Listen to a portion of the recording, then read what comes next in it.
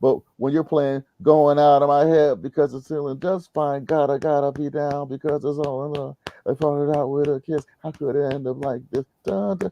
Do. You know, Yeah. they're on a motorcycle at that time, and everybody's like clapping that clap, and they're And clapping. singing along with You you. know what I'm saying?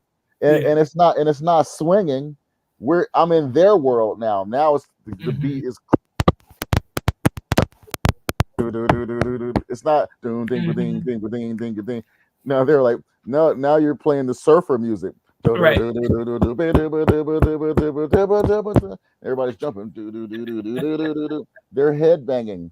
So Yeah. then if I drop a beat in there, everybody recognizes it because the music is so simple. So Uh-huh. now the technique starts to come in like, yeah, well, out of the frying pan into the fire. I mean, when you're playing triplets, ding ding ding ding ding,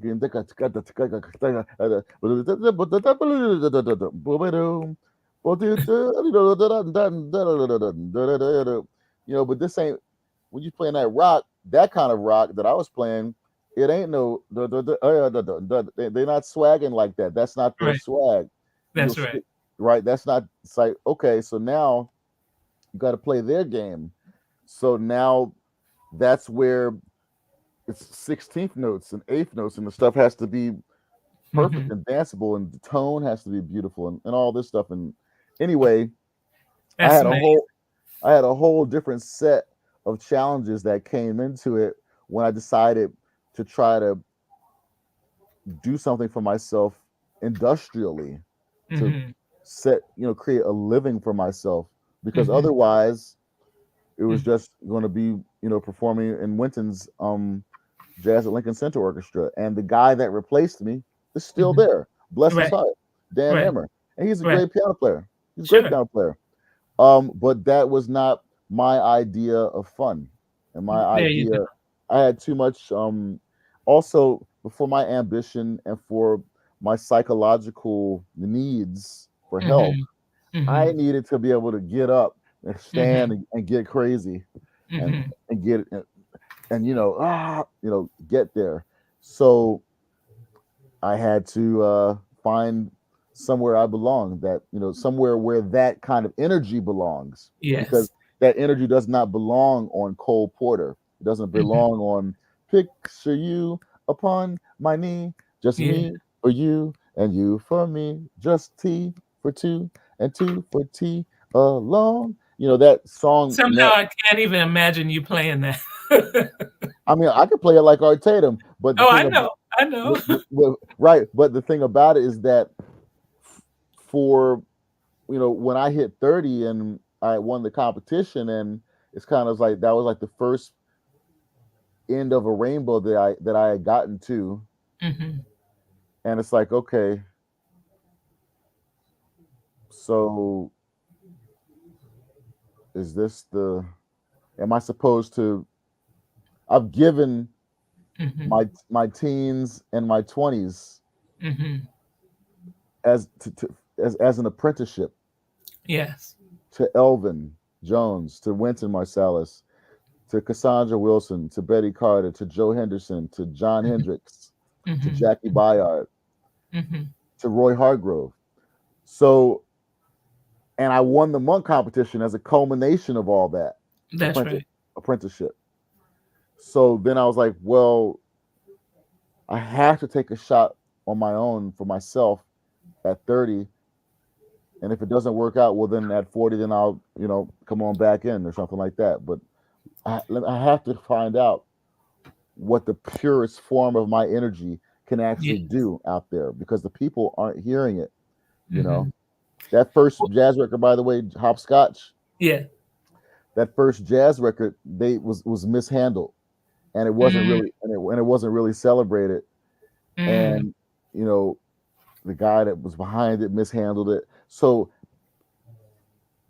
I Yeah. had a lot connected to breaking out of the jazz system to Yeah. give myself a shot. I took responsibility for my sanity. Am Well, I let me ask you catching you? something, because one of the things, although I've known about you for many years, one of the things that intrigued me and wanted me to bring you on as the first guest of the revival of alternative venues for jazz was your post about doubt. And you said in the beginning of that that if I had a bunch of students that I could talk to now, this is what I would tell them. And you have a bunch of students because, as I said, in Knoxville, I was just leaving a class, and I told them all to come on here and tell them, if you will, in a short period of time, what you meant by that, about doubt in yourself, doubt that others have, but just kind of give us your feeling about that whole notion of doubt, because I was so intrigued. Well, hello to all the students out there. I can't see you, but I'm told you're there. So, much love to you all. And I, wish you strength in your pursuit of this art form. Doubt creates hesitation. And in the words of Elvin Jones, hesitation is where all the chaos is. There's different types of doubt, though. There's sometimes, as I've discussed here, people can have doubt in your abilities, and so you won't get certain things, and sometimes that's your fault because you're not giving them enough confidence. You're giving them doubts about what you're doing if you're not necessarily delivering the music professionally or you're not acting professionally. But at the same time, you can also have doubts about yourself based upon the fact that you didn't realize you'd have to work as hard as you have to work to get the music to a certain point. Um, Sometimes you can doubt the severity of certain challenges. Sometimes you can doubt the ease of certain challenges. So doubt manifests itself and presents itself and can be encountered a lot of different ways. In my article, I went through a bunch of them and ways that I had experienced them. But yeah, it's a interesting thing to consider and just to be aware of. Doubt is the source of a lot of issues. And if you can master the analysis and the identification of doubt, it will help you out a lot. Like I said, if there's something that you want and you're not getting it, doubt's in the picture somewhere. Like even musically, if you're trying to do something and it won't come, you might be doubting how difficult that is to pull off. And because you're doubting how difficult that is to pull off, you may be under practicing. And because you doubt how difficult it is, and because you're under practicing, you can then start to have adverse emotional reactions based upon the fact that you're doubting that it should be this hard. See, where there's a doubt, sometimes the word should comes up. This should be easier. I doubt it's that hard. Well, then that's where the pain comes in. But then, like I said, I should have gotten a record deal. Now, in one sense, yes, because that is the contest. However, they were not legally compelled to. So, should becomes forced to be a matter of taste and opinion. Now, if I understood doubt, I could have asked a better question and said, well, why do they doubt that I would be a good artist for them or a good representative of their company? That was far too mature and deep and emotional place to have to go for me at that time at 26 years old. I could not accept. I doubted that anyone could have any doubts about my skills, etc. So at the same time, although I was, although now I can understand why people would have doubts, etc. The irony is that through it all, you have to survive. And so one thing is I didn't doubt myself that I could make something viable for the industry at an artistic level and a business level. And I've proven that with the success of ELU. So if you look at that picture, there's like different layers of doubts. And I guess ultimately the most important doubt that I did not have was doubting myself. Hmm. You know, that lack of doubt carries me through to this day to the private jets that Gail has referred to, seeing me on, you know? Eric, I So, really, really appreciate you. This was a wonderful way to bring back alternative venues for jazz. You are always welcome to come back and talk with us. If you have a project going on that you want to let us know about, please join Alternative Venues for Jazz. We have almost 11,000 members. As I said, often it will only be 10 or 20 people who will come on. I think right now we have like 12. But by the weekend, sometimes we'll have 1,000 people will have seen you talk. mhm. So your website is below. I've been streaming it the whole time. If anyone wants to get in touch with you, is that the best way for them to do it? Probably Instagram is the best way, but Instagram is still Elu Rock Jazz, so it's all good. Okay. Instagram, Elu Rock Jazz. And I really appreciate you, Elu. Thank you so much for coming on. And I will be in touch with you again soon. My pleasure. Thanks for having me. Take care.